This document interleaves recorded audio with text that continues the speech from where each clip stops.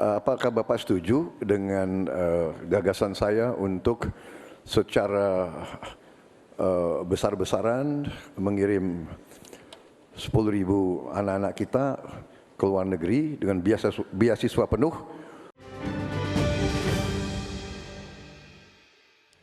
Calon Presiden nomor urut 2, Bapak Prabowo Subianto, kami persilakan untuk bertanya kepada calon Presiden nomor urut 1, Bapak Anies Baswedan. Waktu Bapak 1 menit dimulai saat Bapak berbicara. Pak Anies, kita mengerti tadi bahwa angka kematian atau usia hidup Indonesia termasuk cukup memprihatinkan, dan ini masalahnya adalah karena kekurangan dokter. Apakah Bapak setuju dengan gagasan saya untuk secara besar-besaran mengirim 10.000 anak-anak kita ke luar negeri dengan beasiswa penuh untuk belajar kedokteran dan sains, teknologi, dan engineering mathematics sebagai langkah darurat untuk mengatasi kesulitan ini dalam waktu yang sesingkat-singkatnya? Terima kasih. Masih ada waktu Bapak? Cukup? Silakan Bapak Anies Baswedan untuk langsung menjawab pertanyaan dari Bapak Prabowo Subianto. Waktu Bapak 2 menit untuk menjawab, silakan. Iya, prinsip untuk meningkatkan kompetensi kami setuju Pak. Karena kompetensi yang meningkat bagaimanapun juga akan bermanfaat. Nah, isunya adalah kita harus melihat apa yang menjadi urgen hari ini. Dan di situ harus berbicara dengan siapa? Berbicara dengan stakeholder. Negara punya kewenangan, tapi sekali lagi pengetahuan dan situasi di lapangan kita harus berbicara dengan stakeholder. Siapa itu? Asosiasi profesi, kemudian Kementerian Kesehatan, dinas di daerah, kemudian para aktivis, para pengamat, para pakar. Kumpulkan datanya, lihat apa yang menjadi kebutuhan. Sehingga kita bukan meloncat langsung ini adalah yang dibutuhkan. Kenapa? Karena seringkali yang kita anggap sebagai kebutuhan belum tentu di lapangan itu menjadi kebutuhan. Tapi prinsip pengembangan kompetensinya setuju Pak. Dan bila memang diharuskan untuk belajar ke luar negeri, maka go ahead. Tapi bila dibalik, profesor yang dibawa ke sini, institusinya dibawa ke sini juga tidak masalah. Karena dengan begitu proses belajar itu akan terjadi. Jadi kami melihat pengembangan kompetensi itu baik.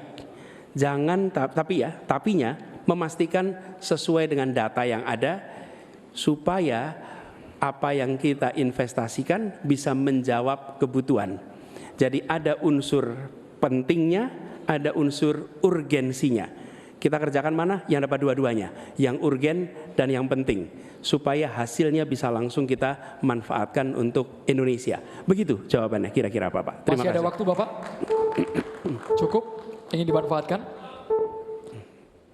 Kami persilakan kepada Bapak Prabowo untuk langsung menanggapi jawaban dari Bapak Anies Baswedan. Waktu Bapak 1 menit.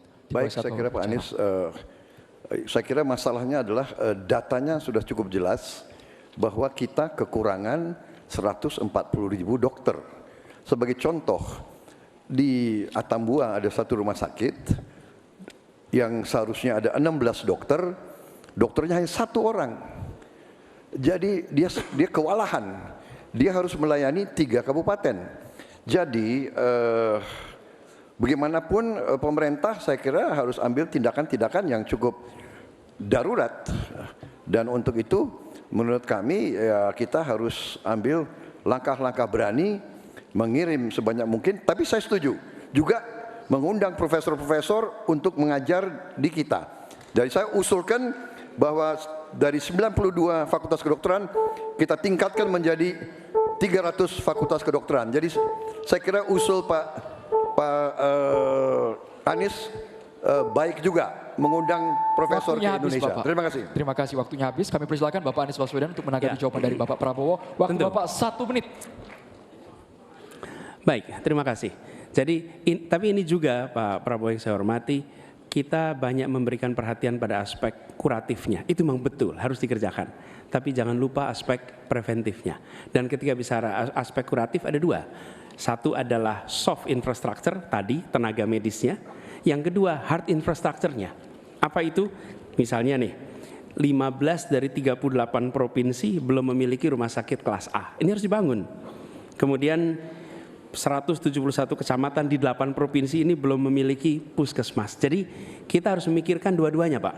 Soft infrastructure, manusianya, hard infrastructure, dan jangan lupa itu semua adalah efek dari pola hidup yang tidak, salah satunya efek pola hidup yang tidak sehat. Tidak sehat, karena itulah promotif preventif itu penting. Sehingga kita tidak hanya mengobati tapi juga mencegah. Demikian. Baik, Ya. terima kasih Bapak. Baik, berakhir sudah sesi tanya jawab antar calon presiden.